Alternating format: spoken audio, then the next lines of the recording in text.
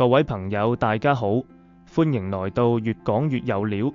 一日宣布息影，專心做直播帶貨嘅石榴姐阮瓊丹接受咗港媒嘅訪，除咗表示未來5年都專心做直播，即使周星馳邀請都不考慮復出拍戲之外，仲談及咗自己同薛家燕交互唱內幕，講返21年前拍《皆大歡喜》嘅風波。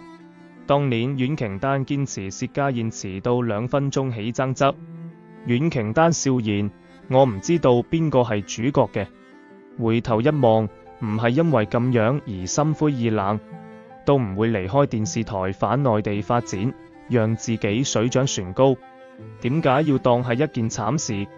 多謝嗰個經歷令我成長咗，退一步海闊天空，放過自己。問到有冇機會同食飯，佢稱唔知點樣約，其實朋友約我都唔容易，呢5年一定冇心思約，因為要努力做好事業。阮瓊丹坦認係嘴臭嘅人，經歷同教訓一定比別人多。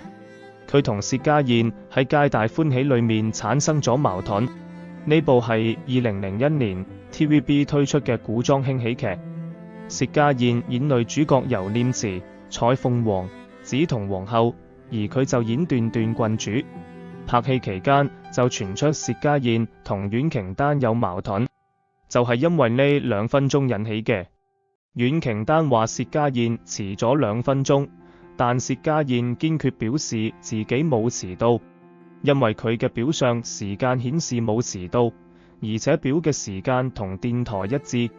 但係2個人私底下表現親密，主動澄清唔和嘅講法。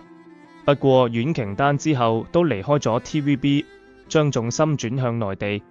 然而皆大歡喜劇組呢啲年再聚頭，阮瓊丹卻無到場，再次激起咗唔和嘅傳聞。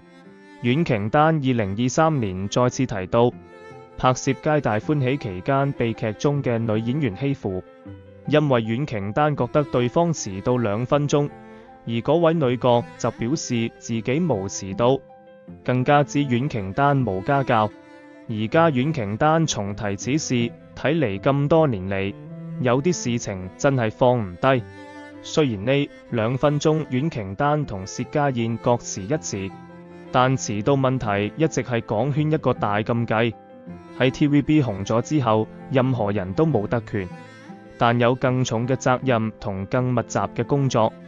TVB 嘅拍攝制度係日夜顛倒嘅，每個劇組分為 A、B 2組，每組有2-3部機器，趕進度嘅時候，常常一日開拍超過20小時。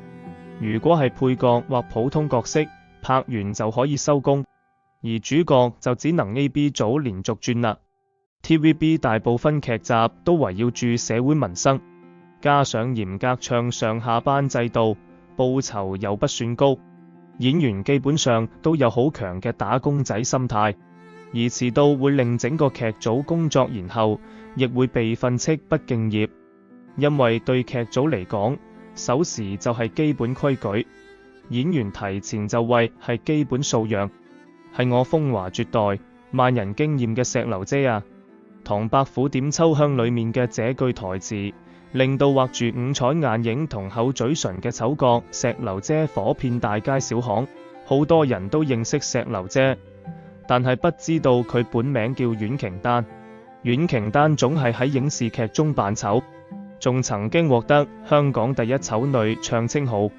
但其實年輕時嘅佢曾經係一位貨真價實嘅美人。佢唱顏值完全夠得上演秋香。2024年1月29號，阮瓊丹喺社交平台公咗一條喜訊，佢被菲律賓官方冊封為公主。呢位寶藏女孩再次震驚咗網友，網友紛紛提問：你仲有幾多驚喜係我哋唔知嘅？熒幕前帶俾觀眾快樂嘅人，現實生活中往往都帶住悲傷嘅底色。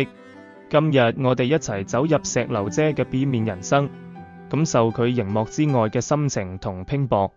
1963年9月，阮瓊丹出世喺中國香港，祖籍遼寧，家中兄弟姐妹5個，佢排行老3。阮瓊丹細個嗰陣就好似個小透明，毫無主見，隨遇而安。甚至點餐都係姐姐點咩佢都跟住點咩。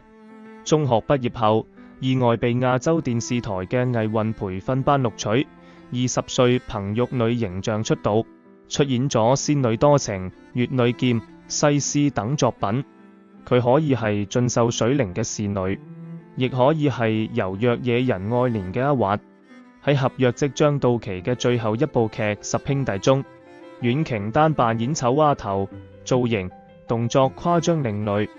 播出之後，阮瓊丹意外地受到咗觀眾嘅喜愛，因角色討喜，阮瓊丹名氣大增。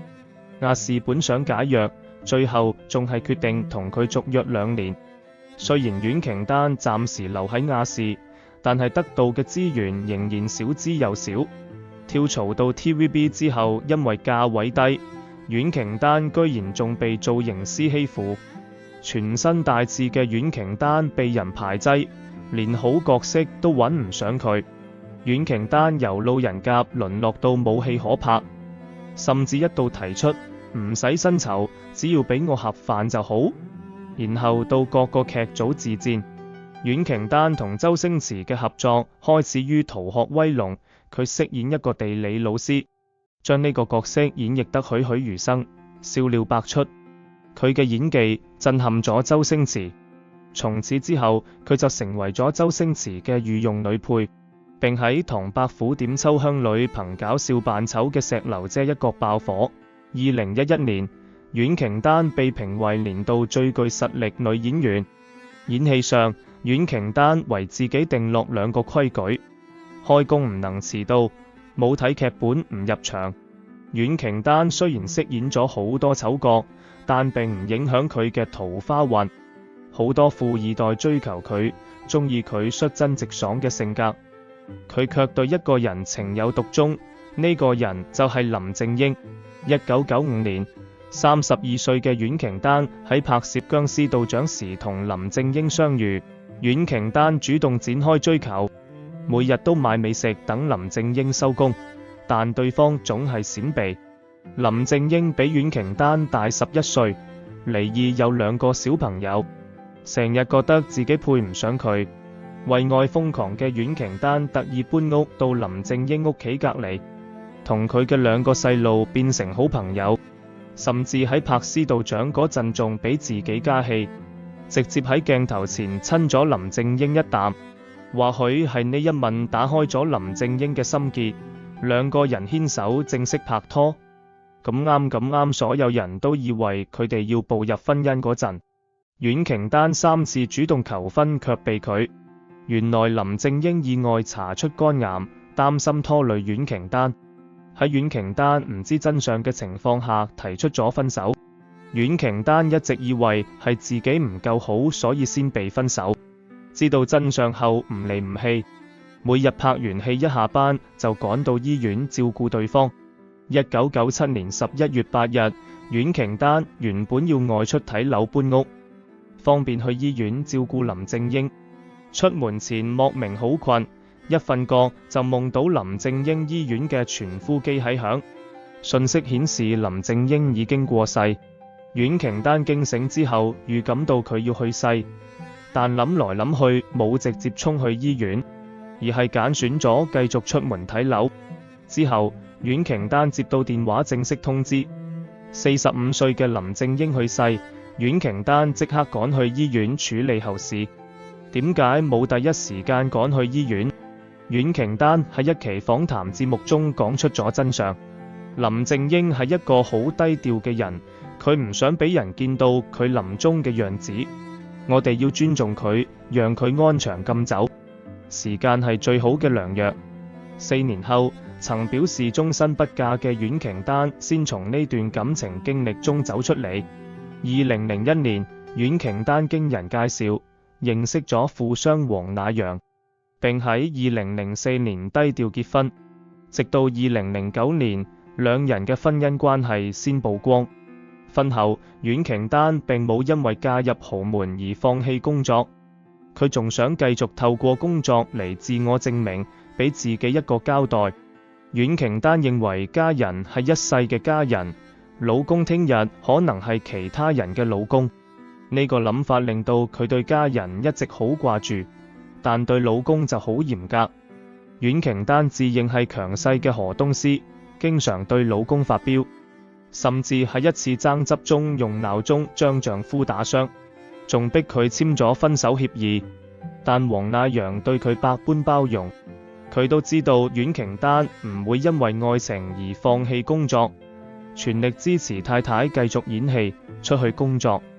去年10月尾，佢喺60歲嗰陣突然宣布退出演藝圈，表示要全神貫注地投入直播行業，